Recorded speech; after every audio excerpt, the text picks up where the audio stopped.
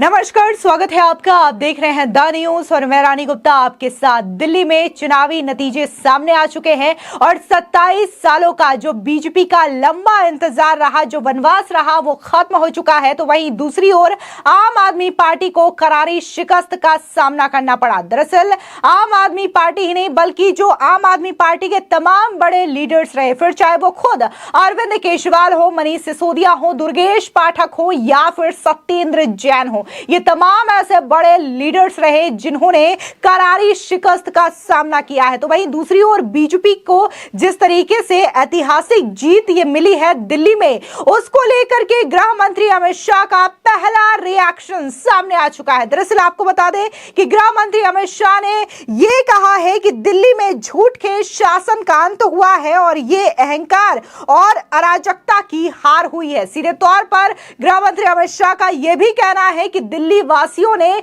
शीश महल और जो झूठा वादा खिलाफी करते हैं उन्हें नकार दिया है, उन्हें निस्ते नाबूद कर दिया है। तो वहीं दूसरी ओर बात अगर हम अरविंद केजरीवाल के पुराने दोस्त यानी कि कुमार विश्वास की बात करें तो उनका भी रिएक्शन सामने आया है। कुमार विश्वास का यह कहना है कि आज आम आदमी पार्टी को जिस तरीके से हार का सामना करना पड़ा है, मेरा उनके साथ कोई सहानुभूति नहीं है। मैं तो यही कहना चाहूंगा कि आज दिल्ली को असल में न्याय मिला है। आपको बता दें जिस हिसाब से अरविंद केजरीवाल जो दावे कर रहे थे वो दावे पूरी तरीके से पस्त हो चुके हैं और बीजेपी को शानदार जीत दिल्ली में मिली है। साफ तौर से दिल्ली इस वक्त भगवामय हो गया है। शानदार रिकॉर्ड जीत जो बीजेपी ने हासिल की है, वो जंगपुरा हो या फिर मंगोलपुरी हो, ये ऐसी सीटें रही हैं जहां पर बीजेपी ने पहली बार ऐतिहासिक जीत हासिल की है। आपको बता दें कि जंगपुरा सीट जहां पर मनीष सिसोदिया को भेजा गया था आम आदमी पार्टी की ओर से, क्योंकि माना यह जा रहा था कि पटपड़गंज में शराब घोटाला मामले को लेकर के जनता के बीच काफी ज्यादा रोष है।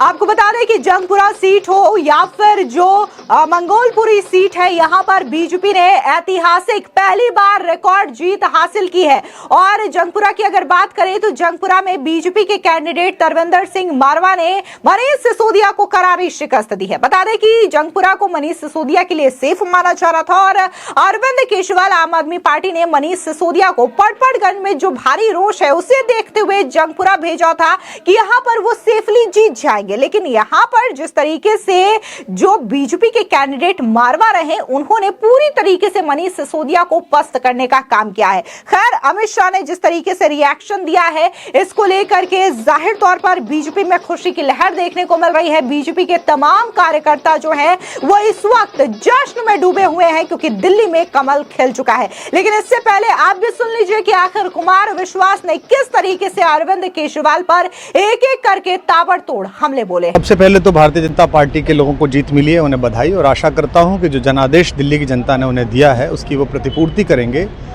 और वे सब आम आदमी पार्टी के लाखों करोड़ों कार्यकर्ता जो अन्ना आंदोलन से आए, जिनके बहुत ही निश्चल, निष्पाप और बड़े भारत की राजनीति को बदलने के सपने की हत्या एक निर्लज्ज, नीच, मित्रहंता, आत्ममुग्ध और चरित्रहीन व्यक्ति ने की, उसके प्रति तो क्या संवेदना। दिल्ली को उससे मुक्ति मिली और मैं ये जानता हूँ कि अब जो आम आदमी पार्टी में लोग बच गए थे सत्ता के लोभ में, लालच में, पदों के लिए, उस पैसे के चक्कर में, वे सब भी अब वापस जाएंगे, लौटेंगे, कुछ अपने व्यवसायों में लौटेंगे, कुछ पार्टियों में चले जाएंगे और पतन यहाँ से प्रारंभ हुआ है उन लोगों का।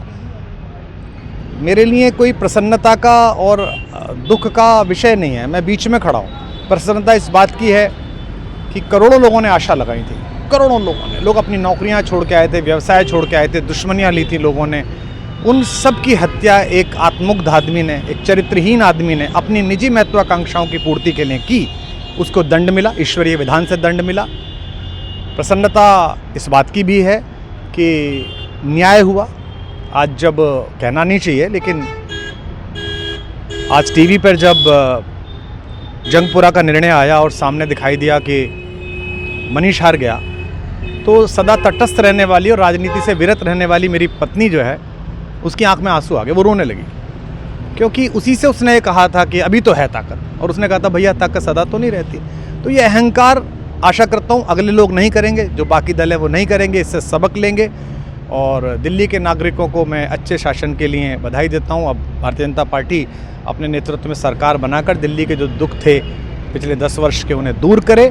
और आम आदमी पार्टी के समस्त कार्यकर्ताओं को कहता हूँ कि आपने जिस किसी भी लोभ लालच में सब कुछ जानते हुए एक ऐसे व्यक्ति के समर्थन में काम किया जिसने अपने मित्रों की पीठ में झुरा घोंपा, गुरु को धोखा दिया, अपने साथ कंधे से कंधा मिला के लड़ने वाली महिलाओं को अपने घर ला के पिटवाया, अपनी निजी सुख और साधन के लिए जनता का पैसा खर्च किया, अब उससे आशा लगानी छोड़ें। अब बाहर निकलें, अपना अपना जीवन देखें।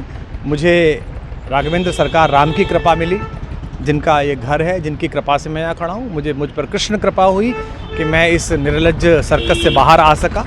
मैं उन सब से भी अच्छे भविष्य की कामना करता हूँ कि वो कोई गंदगी ना फैलाएं कहीं भी, वो लौट जाएं अपने शिविरों में। जिस तरह माधव को, कृष्ण को दूत देखकर भी भरी सभा में अट्टहास करने वाला दुर्योधन जो ये कहता था सुचिग्रम नैव दास्यामि बिना युद्धे न केशवः, बिना युद्ध के 5 गांव भी नहीं दूंगा, आज वो अपनी सीटों के लिए तरस रहा है। और मुझे पता है कि इस दुर्योधन का अंत भी टूटी हुई जंघा के साथ बड़ा ही दारुण होगा और भारतीय राजनीति एक कलंकित अध्याय के रूप में इस बौने दुर्योधन को और इसके दरबार के तमाम शकुनियों को याद करेगी। मैं उनकी मुक्ति की कामना करता हूं कि ईश्वर उन्हें इस दुख से बाहर निकाले और समस्त लोगों को बधाई देता हूं कि चलिए अंततः न्याय हुआ। सर, बात करें दिल्ली के चुनाव या यूपी के उपचुनाव मिल्कीपुर को लेकर, चुनाव आयोग पर तमाम तरह के आरोप लगाए जा रहे हैं। अखिलेश यादव ने कल कहा कि वहाँ उपचुनाव में मिल्कीपुर, ये राजनीतिक विषय है, इस पर मैं राजनीतिक कार्यकर्ता नहीं हूँ तो इस पर मेरी टिप्पणी शोभनीय नहीं है, वो आपस में सब जाने। लेकिन दिल्ली के चुनावों को लेकर एक मिश्रित प्रतिक्रिया है। दुख है कि अन्ना आंदोलन से एक ऊर्जा जो पैदा हुई थी, जिससे देश में एक सकारात्मक बदलाव हो सकता था, एक वैकल्पिक राजनीति हो सकती थी, उसकी हत्या एक अहंकारी आदमी ने, एक आत्ममुग्ध और असुरक्षित आदमी ने कर दी। मैं आशा करता हूँ कभी ना कभी भारत में ऐसा सूर्योदय किसी न किसी दल में अवश्य होगा जो भारत को जहाँ पहुँचना है वहाँ पहुँचाने का मार्ग प्रशस्त करेगा। वहीं दूसरी ओर अगर हम अमित शाह के पोस्ट की बात करें तो अमित शाह ने लगातार 3 सोशल मीडिया पर पोस्ट किए हैं, जिसमें अमित शाह ने कहा कि दिल्ली के दिल में मोदी, दिल्ली की जनता ने झूठ, धोखे और भ्रष्टाचार के शीश महल को निस्ते नाबूद कर दिल्ली को आपदा मुक्त करने का काम किया है। दिल्ली ने वादा खिलाफी करने वालों को ऐसा सबक सिखाया जो देश भर में जनता के साथ झूठे वादे करने वालों के लिए मिसाल बनेगा। यह दिल्ली में विकास और विश्वास के नए युग का आरंभ है। तो बता दें कि अरविंद केजरीवाल को जिस हिसाब से दिल्ली की सीट पर करारी शिकस्त का सामना करना पड़ा है, इसको लेकर के वजह यही मानी जा रही है कि अरविंद केजरीवाल जो नए घोषणा करते थे, रोज 12 बजे आकर के प्रेस कॉन्फ्रेंस करते थे, इसका कोई भी असर इस बार दिल्ली की जनता को नहीं हुआ। जो फ्रीबीज अरविंद केजरीवाल की ओर से चलाए जा रहे थे, जो 10 सालों तक का काम अरविंद केजरीवाल ने दिल्ली के लिए किया है, उनमें से कोई भी काम दिल्ली की जनता को पसंद नहीं आया, जिसकी वजह से अरविंद केजरीवाल जैसे जो आम आदमी पार्टी के संयोजक हैं, पूर्व मुख्यमंत्री रहे, वो अब चुनाव हार चुके हैं। पहले तो अरविंद केजरीवाल पूर्व मुख्यमंत्री थे, लेकिन फिलहाल वो अब पूर्व विधायक भी है क्योंकि वो हार चुके हैं। परवेश वर्मा ने शानदार जीत नई दिल्ली सीट से हासिल की है। फिलहाल इस पूरी खबर को लेकर के आपकी क्या राय है, कमेंट सेक्शन में जरूर बताएं। धन्यवाद।